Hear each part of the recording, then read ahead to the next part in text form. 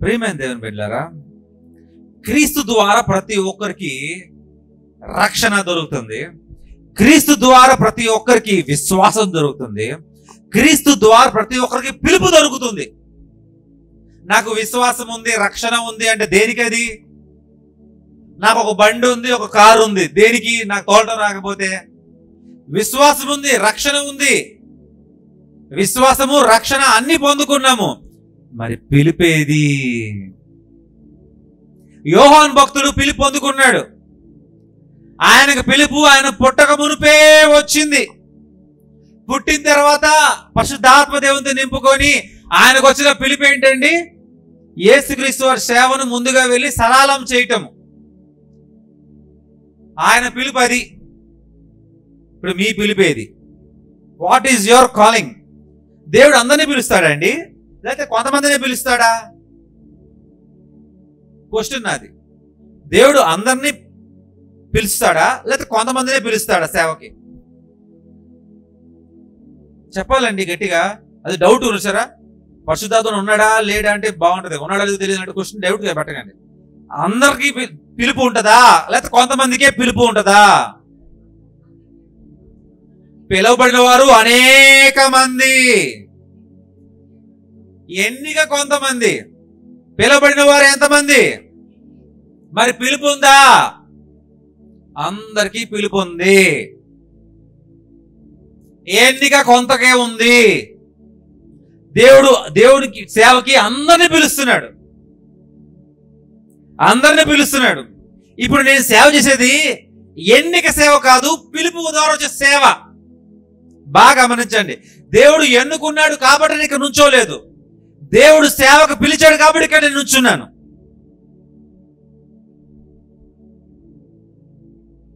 So ఇది పిలుపు, ఎంపిక కాదు. ఎంపిక తర్వాత ఉంటది. ఎంపిక తర్వాత ఉంటది. పిలవబడిన వారు అనేక మంది, ఎన్నికింపబడిన వారు కొందరే. అందరికీ పిలుపు ఉంది. రైట్ ఫ్రమ్ చిన్నియా టు ప్రకాష్ గారు అందరికీ పిలుపు ఉంది. ఇక్కడ నేను ఇక్కడ నుంచొని సేవ చేస్తున్నానంటే అది పిలుపు, ఎన్నిక కాదు. అర్థమవుతుందా?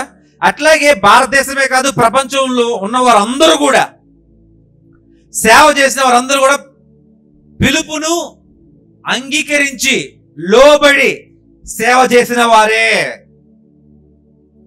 అనుకుంటాము పిలువబడిన వారు కాబట్టి సంఘంలో ఉన్నాం, ఎన్నిక దొరికింది కాబట్టి సేవ చేస్తాం అనుకుంటాం. దేవుడు సేవకి ఎన్నికింపబడలేదు, దేవుడు సేవకి పిలువబడ్డాడు. యోహాను పిలువబడ్డాడు సేవకి, యేసయ్య సేవకి పిలువబడ్డాడు, శిష్యులు సేవకి పిలువబడ్డారు. ఎన్నికింపబడలేదు. ఎన్నిక తర్వాత వస్తుంది. ఎవరైతే పిలువబడిన తర్వాత ఆ పిలుపుకు లోబడి శిరసావహించి తను తగ్గించుకొని అన్ని పోగొట్టుకొని ఆ సేవ పిలుపుకి లోబడి సేవ చేస్తారో, చేయగా ఆ సేవలో ఉన్న విశ్వాసాన్ని దేవుడు పరీక్షించి ఆ సేవలో ఆయన నిజంగా సరిగ్గా చేస్తున్నాడా లేదా మనుషుల కోసం చేస్తున్నాడా, లేదా డబ్బు కోసం చేస్తున్నాడా, లేదా పరపతి కోసం చేస్తున్నాడా, అన్ని పరీక్షలు అయిన తర్వాత తానుకు ఎంపిక వస్తది. అప్పుడు దాకా తనకి ఎన్నిక రాదు. ఇప్పుడు మనందరికీ పిలుపు ఉంది. మరి మీ పిలుపు సంగతి ఏంటి? మరి యోహాను కంటే గొప్పకున్నవాడే కదా పరలోక రాజ్యంలో ఉండేది. మరి ఆ పిలుపు మీరు వదిలేస్తే ఏంటి దాని అర్థం? దేవుడు మిమ్మల్ని పేరు పెట్టి పిలిచాడు, ఒక పిలిపిచ్చున్నాడు, మీకు అర్థం కావట్లేదా? దేవుడు పరిశుద్ధాత్మను అడగండి, అయ్యా నేను బాప్టిజం తీసుకున్నాను, రక్షణ పొందుకున్నాను, మరి నా పిలుపు ఏంటి? దేవుడు కొందరిని బోధకులు గాను, కొంతమందిని సువార్థికులు గాను, కొంతమందిని పరిచారకులు గాను స్వస్థత చేయడానికి, కొంతమందిని ఏమో భాష మాట్లాడటానికి, కొంతమంది భాష తతిమా చేయడానికి, కొంత స్వస్థపరచడానికి, ప్రవచనాలు చెప్పడానికి దేవుడు అనేక మంది, అందరికీ అన్ని ఒకళ్ళు పెట్టి దేవుడు ఎన్నుకోలేదు వాళ్ళని. కొందరిని అట్లాగా, కొందరిని ఎట్లాగా, కొందరిని ఎట్లాగా, కొందరిని అట్లాగా, కొందరు ఎంతమంది? అందరూ. కానీ మీకు ఏదో పిలుపు ఉందండి.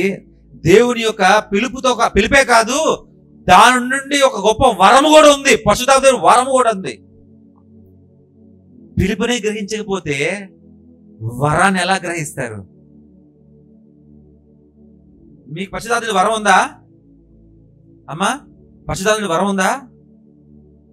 ఉంది అమ్మా. పరిశుద్ధాత్మ వరం ఉందా? ఉంది అని చెప్పండి. పరిశుద్ధాత్మ దేవుని వరం ఉందా? ఉంది. నమ్మండి, ఇది ఉంది. మీరు దాన్ని ఎప్పుడు గ్రహిస్తారు? పిలుపుకు లోబడి, పిలవబడిన పిలుపుకి లోబడి మీరు పని చేసినప్పుడు, ఆ పిలుపుని గ్రహించినప్పుడే పరిశుద్ధాత్మ దేవుని వరాన్ని గ్రహిస్తారు. మా పాస్టర్ గారికి వరాలు ఉన్నాయండి. మా పాస్టర్ గారి కింద ఇంటర్నేషనల్ స్పీకర్. మా పాస్టర్ గారు స్వస్థతలు చేస్తాడు. మా పాస్టర్ గారు అద్భుతాలు చేస్తాడు. మా పాస్టర్ గారు ప్రవచనాలు చెప్తాడు. మా పాస్టర్ గారే కాదు, దేవుడు ఆ వరం అందరికి ఇచ్చాడు. హల్లెలూయా. అందరికి, పాస్టర్ గారికే కాదు, అందరికి ఇచ్చాడు. పిలుపు పాస్టర్ గారే కాదు, అందరికి ఉంది ఆ పిలుపు. కానీ పిలుపుని గ్రహించాలి మీరు. పాస్టర్ గారిని గొప్ప చేయమాకండి, పాస్టర్ గారిని తల పెట్టుకోమాకండి. పాస్టర్ గారు కూడా మీలాంటి వాడే. ఆఖరికి ఆ బలిపీఠం మీద మీతో పాటు కూడా నుంచోవలసిందే పాస్టరే, గుర్తు పెట్టుకోండి. బలిపీఠం అవతల నుంచోని బలిపీఠం యువతలు మీరు నుంచోరు. బలిపీఠం తోలి మనందరూ నుంచుంటాం. గుర్తు పెట్టుకోండి ప్రియమైన దేవుని బిడ్డలారా, అందరం ఒక దగ్గర నుంచుంటాము. మీకు మాకు ఏమీ తేడా లేదు.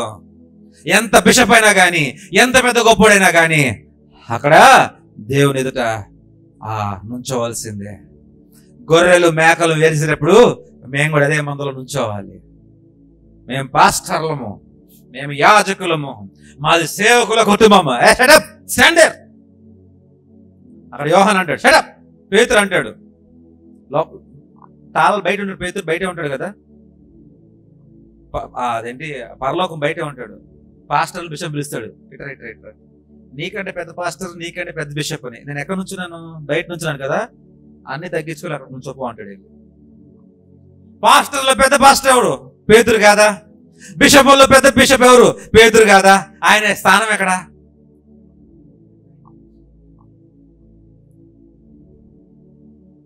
అది శ్రీమైన దేవుని బిడ్డలకు జ్ఞాపకం చేసుకోండి.